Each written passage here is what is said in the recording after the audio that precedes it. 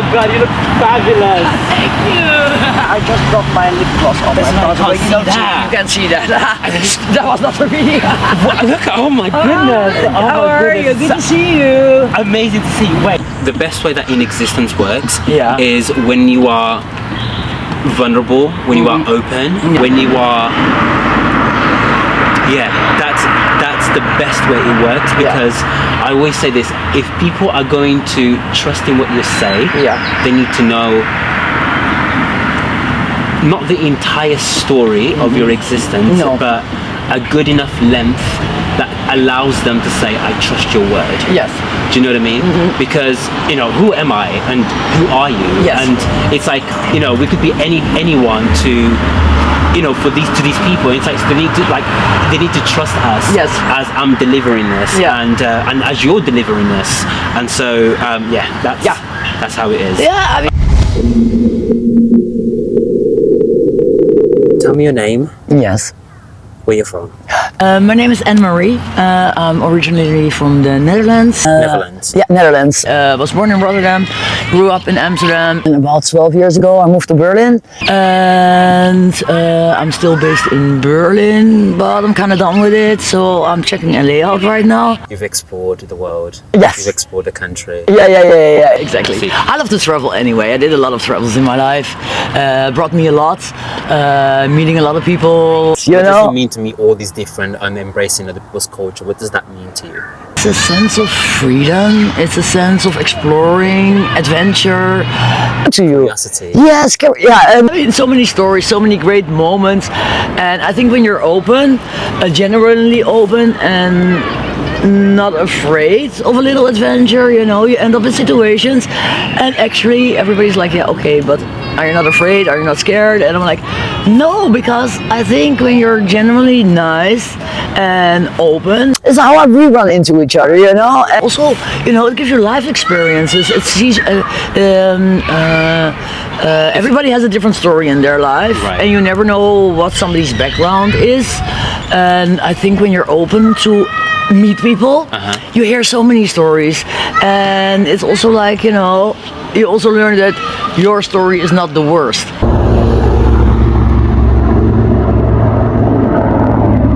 Where did you get this bravery from? Where did you get the bravery to travel for backpacking? I left my parents at a very young age, so I had to educate myself a lot. I've been through a lot of situations. I became a mom at a very young age. I've been through my own difficulties. At what age were you when you became a mom? I was 17 when I got pregnant, and 17? I was 18 when I gave birth, just 18 when I gave birth.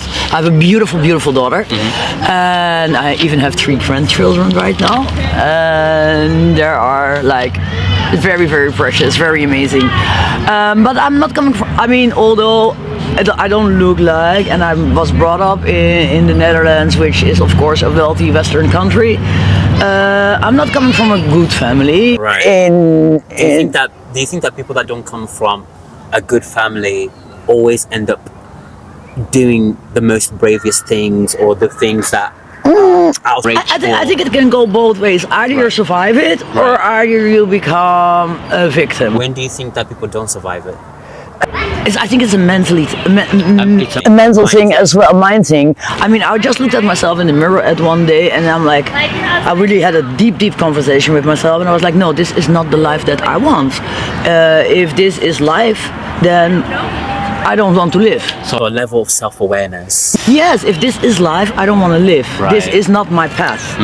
So you choose your own, you make the decision to choose the path that you... Yeah, and it was hard. It was not easy. I mean, I've been through deep, deep, deep, deep downs, like sincerely downs, and to the moment that I was suicidal, depressed, and everything. And I climbed, and it was not like one big thing, you know, it was a moments, like little moments. And I think also the fact that I gave birth to my daughter really helped me. I had something to live for. Would you say that having a child at such a young age saved your life from... Yes, I mean, yes, definitely. And it was definitely also not easy. I mean, I've been through a lot of struggles also with her. I was way too young. I was not knowing what I was doing, but the feeling of unconditional love that I didn't had at home really had a big influence to push it forward. And still it was with ups and downs, and you go 2 steps forwards and 3 steps back.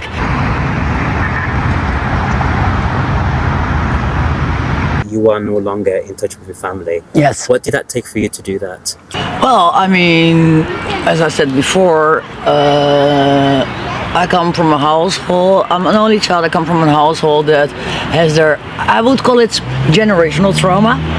And I grew up in the 80s, 70s, 80s, 90s. I was a teenager in the late 80s, early 90s. And I think, I mean, things were not as outspoken as they are right now. I mean, now you have the internet. I mean, I grew up without that. People are more outspoken about certain kind of situations. Back then, things were not spoken about, and also like my parents, they would not talk about things. Everything was like hidden, and they had their own things. And as I grew older, I understood better where they come from. I had a lot of anger, which was very self-destructive. I also attracted the wrong people in my life. Do you think that people attract people based on their traumatic environment? Definitely. And the moment you change your mindset, you start to meet different people. Right. And so for right now, I can say my best friends that I have, and I'm super blessed with them. I have them for over 10, 15, almost 20 years. And that was the moment that my life started to change significantly, and that I also started to understand my own trauma and how to change that into something positive.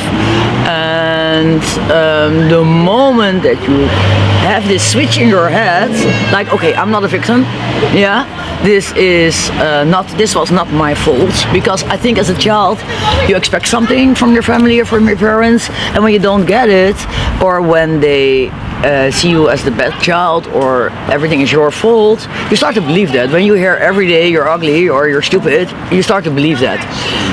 At one point, I remember I turned 22 on the 22nd of March, that's my birthday, and there was a switch like, no, it's not my fault. I have to let go of this. So I took life in my own hands. It's funny because recently my dad actually messaged me. And now my dad's African, and so is my mom, and so am I. But I grew up in Western culture. I grew up in England, and so obviously my mindset's going to be completely different to what they know. And my dad hasn't been in my life. No.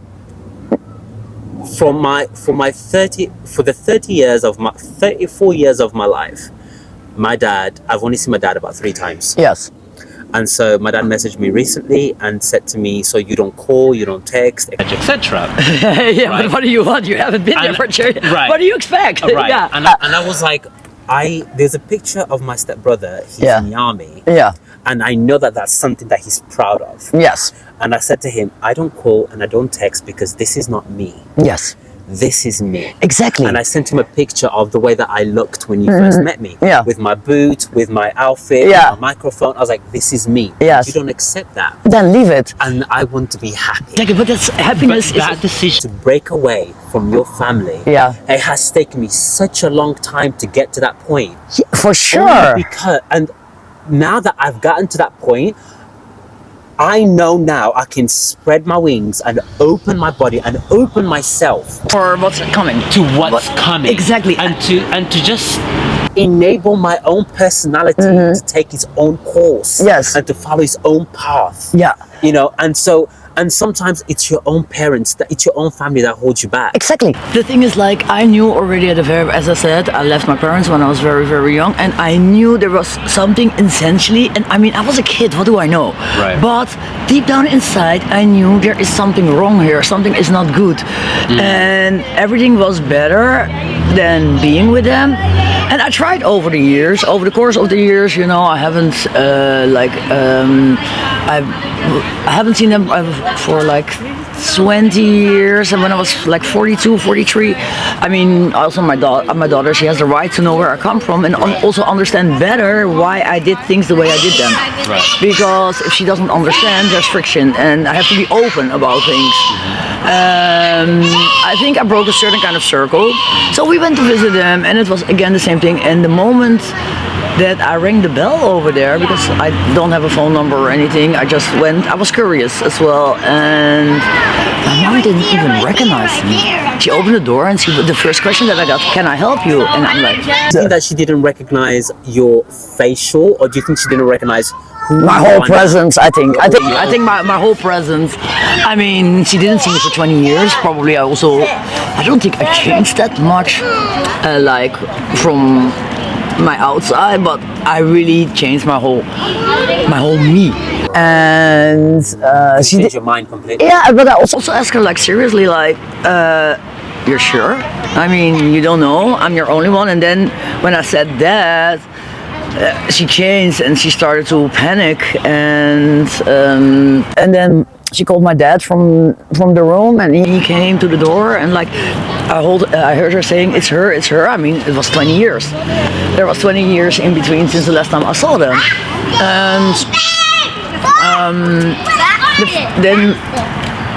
So the first thing was like, okay, let's not do this in front of the door, because of course the parents and the neighbors and blah blah blah crap. And so they invited me in, they gave me a cup of coffee, and the first question I got, what do you want? And the thing that was for me, and the whole atmosphere and everything, and I was like, yes, I made the right decision. I felt it so deep, and I was so nervous before. I was in the car, I had my daughter on the phone, she's like, Mom, you can do this. Don't worry, we have each other, we don't need them. I mean, what can you do? Just ring this bell and go for it. So the first time I went alone, the second time I went with her.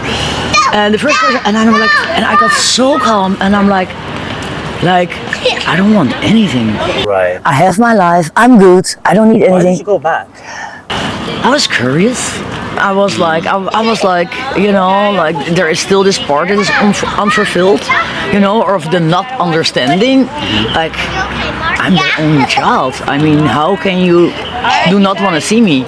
How can you do not want to see your granddaughter grow up? And my mother has great grandkids now. Like, I mean, that must hurt, you know? I don't get that. I really don't understand. Throughout the 20 years, did you feel guilty for not talking to them, for not seeing them? No, not guilty. I mean, as I said, the first years that I left, it was more of hate and anger. What did that hate and anger do to you within your circumstances, especially raising a daughter? No, I didn't have a daughter back then. She was not there yet. I left, that was the first years that I left. I was very, very self-destructive. I used a lot of drugs. I hanged out to get away from the pain. It's the pain. Yeah. It's the pain. It's painful, and you end up in situations that, you know, I don't wish any of my enemies.